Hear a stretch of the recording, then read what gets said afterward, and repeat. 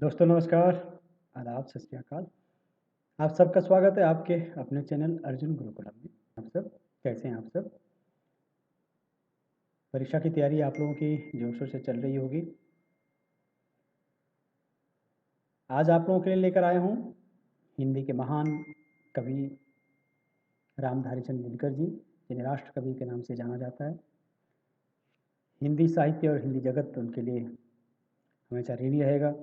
उनका काव्य, उनके गद्य, उनके निबंध बहुत बड़े कवि रामधारी सिंह दिनकर जी, लेखक, कवि और निबंधकार। 23 सितंबर 1908 को वो जन्मे थे और 24 अप्रैल 1974 में उनका निधन हो गया। आज रामधारी सिंह दिनकर जी को लेकर के बात करेंगे, उनके जीवन और उनके साहित्य गतिविधियों पर बातचीत करेंगे। तो निश्चित रूप से ये यहाँ सुनने के बाद आप लोगों को फिर कहीं जाने की जरूरत नहीं पड़ेगी रामधारी दिनकर या हिंदी के किसी भी कवि या लेखक के बारे में। तो शुरू करते हैं रामधारी सिंह दिनकर जी के बारे में। हिंदी के एक प्रमुख कवि, लेखक, निबंधकार और विद्वान इंसान थे। रामधारी सिंह दिनकर आधुनिक काल के एक श्रेष्ठ देशकवि, देशभक्त थे। दिनकर जी एक ओजस्वी राष्ट्रीय कवि के रूप में माने जाते हैं। भारतीय स्वतंत्रता अभियान के समय उन्होंने अपनी कविताओं से देश को लिए, आज़ादी के लिए, स्वतंत्रता के लिए जंग से छेड़ दी थी। रामधारी सिंह दिनकर स्वतंत्रता के पूर्व एक विरोधी कवि के रूप में पहचाने जाते थे और स्वतंत्रता के बाद वे एक राष्ट्र कवि के नाम से जाने गए। एक और उनकी कविताओं में ओज, विद्रोह, आक्रोश और क्रांति दिखती है, तो वहीं दूसरी ओर कोमल श्रृंगार रूप भी भावनाओं की अभिव्यक्ति मिलती है। इन्हीं दो प्रवृत्तियों का समावेश इनकी उर्वशी और कुरुक्षेत्र नामक कृति में देखने को मिलता है। इनकी कृतियों के विषय खंड काव्य, निबंध, कविता और समीक्षा रहे हैं। जीवन परिचय। 1908 बेगूसराय जिले के सिमरिया घाट गांव में इनका जन्म हुआ। इनके पिता एक किसान थे। इनके पिता का नाम रवि सिंह दिनकर तथा माता का नाम मनरूप सिंह दिनकर था। दिनकर जी जब 2 वर्ष के थे उनके पिताजी का निधन हो गया। इस कारण दिनकर जी व उनके भाई बहनों का पालन पोषण उनकी माता ने किया। दिनकर जी का बचपन व किशोर अवस्था देहात गांव में गुजरा। हाई स्कूल के समय उनकी शादी हो गई थी और वे एक पुत्र के पिता भी बन गए थे। दिनकर जी ने अपनी प्रारंभिक शिक्षा संस्कृत के एक पंडित के पास प्रारंभ करते हुए गांव के एक प्राथमिक विद्यालय से प्राप्त की। हाई स्कूल की शिक्षा इन्होंने मोकामा घाट हाई स्कूल से प्राप्त की। बेगूसराय एक बिहार का डिस्ट्रिक्ट है और बहुत से हमारे हिंदी के कवि और लेखक बिहार और उत्तर प्रदेश के विभिन्न गांव से आए हैं।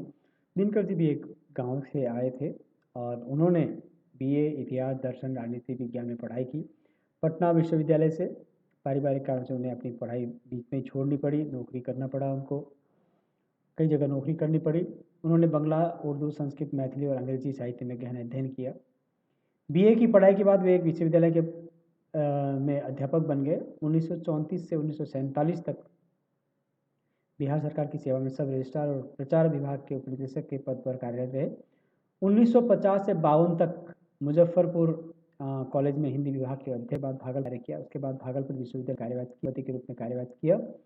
इसके बाद आप भारत सरकार के हिंदी सलाहकार के रूप में नियुक्त हुए। आपने आकाशवाणी के निदेशक रूप में भी कार्य किया।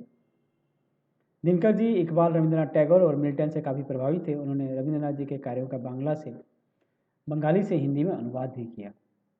एक राष्ट्र कवि के रूप में दिनकर जी एक राष्ट्रभक्त कवि थे। वे अपनी कविताओं से लोगों में जागरूकता लाने का प्रयास करते थे। उन्होंने क्रांति का बिगुल बजाने वाले कवि कहने में कोई अतिशयोक्ति नहीं होगी। अपनी रचनाएं व कृतियां हिंदी साहित्य हैं, मूल्य निधि हैं। आपकी रचनाएं, आपकी सारी कृतियां राष्ट्रीय भावना से ओतप्रोत हैं। आपकी रचनाएं आपको हिंदी गद्य पद्य जगत का दिनकर सिद्ध करती है। दिनकर मतलब सूरज, सूर्य। दिनकर का मतलब जिसके निकलने से दिन होता है ना। रचनाएं रामधारी सिंह दिनकर जी ने हिंदी जगत को अपने लेखन से कई कविताएं, निबंध, गद्य पद्य दिए। वे अपनी कविताओं से लोगों को जागरूक करने का प्रयास करते थे। दिनकर जी की छायावादी कवि होने के कारण उनकी का भी श्रृंगार रस का भी प्रभाव मिलता है। हिंदी साहित्य जगत में आपकी शुरुआत एक कवि के रूप में हुई, किंतु कालांतर में आपने गद्य के क्षेत्र में बहुत प्रगति की। प्रगतिवादी युग में आपने कई कविताओं का सृजन किया। आपकी रचनाएं इस प्रकार है: संदेश, विजय संदेश, प्रणभंग, रेणुका, हुंकार, रसवंती, द्वंद्व गीत, कुरुक्षेत्र, बहुत कुरुक्षेत्र चर्चा होती कुरुक्षेत्र की, रेणुका की धूप और छाँव, सामधेनी, बापू, इतिहास के आंसू, मिर्ची का मजा, रश्मि रथी की बहुत चर्चा होती है। दिल्ली, नीम के पत्ते, नील कुसुम, सूरज का ब्याह, चक्रवात, कविश्री, सीपी और शंख, नए सुभाषित, लोकप्रिय कवि दिनकर, उर्वशी की बड़ी चर्चा होती है, कुरुक्षेत्र की बड़ी चर्चा होती है, खंड काव्य उन्होंने रचनाएं की।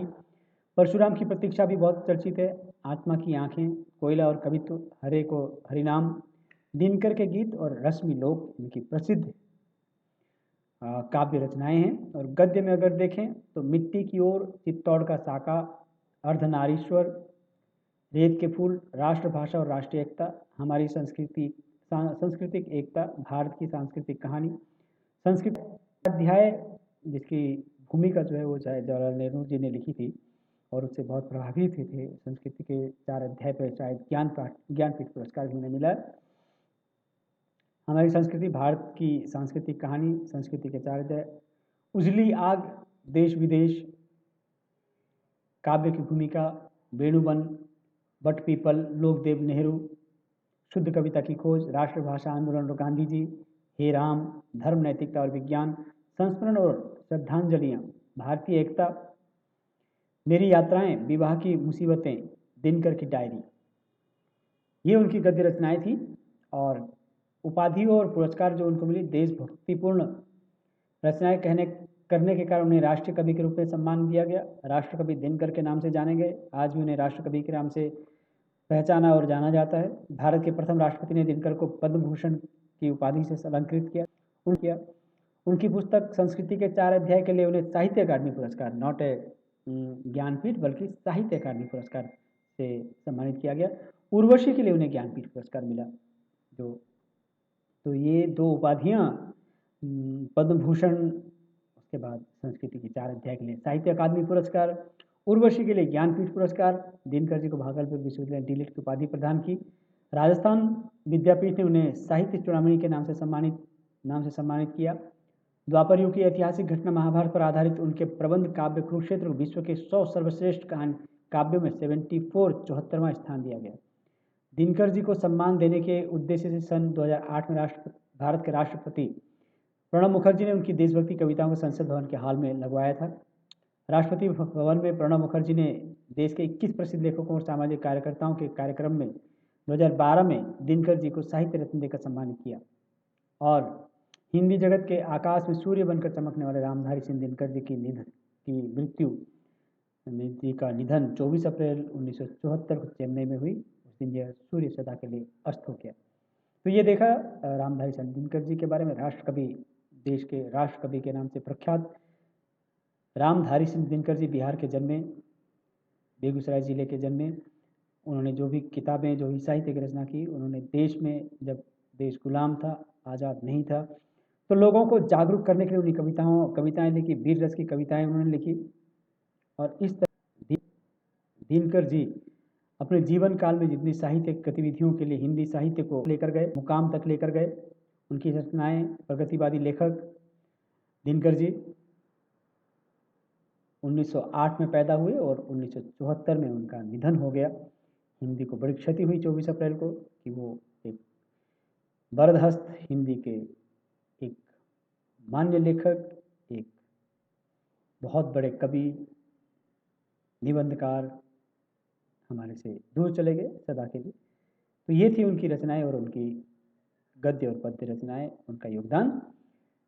फिर और कुछ लेकर आप लोगों के लिए आऊँगा, तब तक के लिए दीजिए मुझे इजाज़त। और आप लोगों को अगर मेरा ये प्रयास अच्छा लग रहा हो, सब्सक्राइब और फॉरवर्ड करें ताकि जो दूसरे साथी इसकी तैयारी कर रहे हैं उनको भी फ़ायदा हो। बेल आइकन जरूर दबाएं ताकि जो भी मैं वीडियो बनाऊं आप लोगों को तुरंत मिल सके। तब तक के लिए दीजिए इजाज़त। फिर मिलते हैं अपने चैनल अर्जुन गुरुकुलम में। जय हिंद, जय भारत।